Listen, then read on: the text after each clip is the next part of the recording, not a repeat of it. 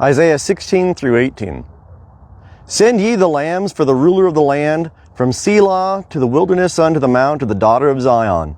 For it shall be that as wandering birds, as a scattered nest, so shall the daughters of Moab be at the fords of the Arnon. Give counsel, execute justice. Make thy shade as the night in the midst of the noonday. Hide the outcasts, betray not the fugitive.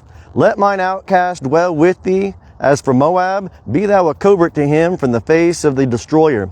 For the extortioner is brought to naught, destruction ceaseth, the oppressors are consumed out of the land.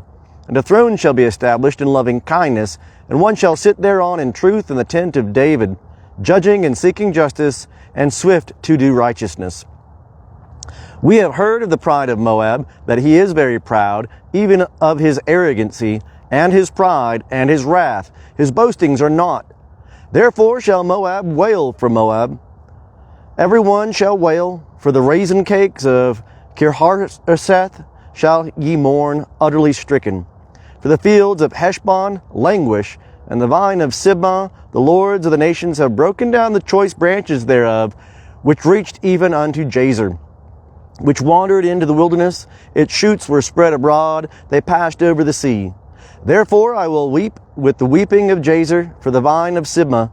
I will water thee with my tears, O Heshbon and Elealeh.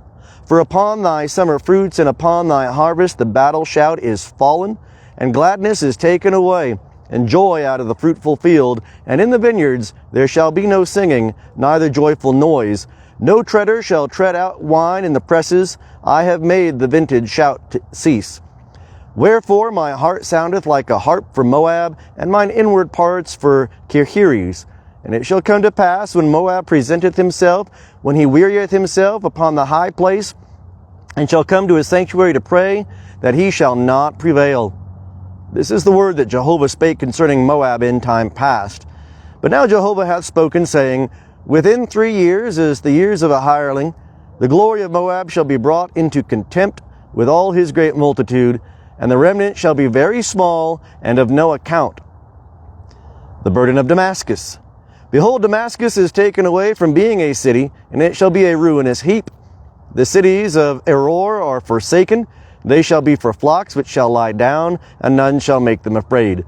And the fortress shall cease from Ephraim, and the kingdom from Damascus, and the remnant of Syria. They shall be as the glory of the children of Israel, saith Jehovah of hosts. And it shall come to pass in that day that the glory of Jacob shall be made thin, and the fatness of his flesh shall wax lean. And it shall be as when the harvestman gathereth the standing grain, and his arm reapeth the ears. Yea, it shall be as when one gleaneth ears in the valley of Rephaim. Yet there shall be left therein gleanings, as the shaking of an olive tree, 2 or 3 berries in the top of the uppermost bough, 4 or 5 in the outmost branches of a fruitful tree, saith Jehovah, the God of Israel. In that day shall men look unto their Maker, and their eyes shall have respect to the Holy One of Israel. And they shall not look to the altars, the work of their hands, neither shall they have respect to that which their fingers have made, either the Asherim or the sun images. In that day shall their strong cities be as the forsaken places in the wood and on the mountaintop, which were forsaken from before the children of Israel. And it shall be a desolation, for thou hast forgotten the God of thy salvation, and hast not been mindful of the rock of thy strength. Therefore thou plantest pleasant plants, and settest it with strange slips. In the day of thy planting thou hedgest it in, and in the morning thou makest thy seed to blossom. But the harvest fleeth away in the day of grief and of desolate sorrow. All the uproar of many peoples, that roar like the roaring of the seas, and the rushing of nations, that rush like the rushing of mighty waters. The nations shall rush like the rushing of many waters, but he shall rebuke them, and they shall flee far off, and shall be chased as the chaff of the mountains before the wind, and like the whirling dust before the storm.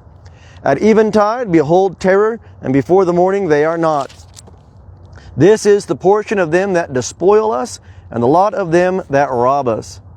All the land of the rustling of wings, which is beyond the rivers of Ethiopia, that sendeth ambassadors by the sea, even in vessels of papyrus upon the waters, saying, Go, ye swift messengers, to a nation tall and smooth, to a people terrible from their beginning onward, a nation that meeteth out and treadeth down, whose land the rivers divide.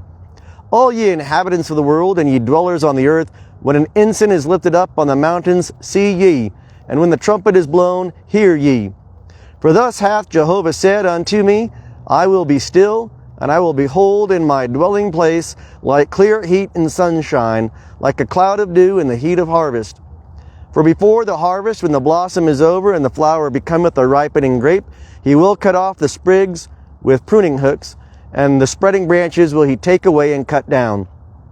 They shall be left together unto the ravenous birds of the mountains, and to the beasts of the earth, and the ravenous birds shall summer upon them, and all the beasts of the earth shall winter upon them. In that time shall a present be brought unto Jehovah of hosts from a people tall and smooth, even from a people terrible from their beginning onward, a nation that meeteth out and treadeth down, whose land the rivers divide, to the place of the name of Jehovah of hosts, the mount of Zion.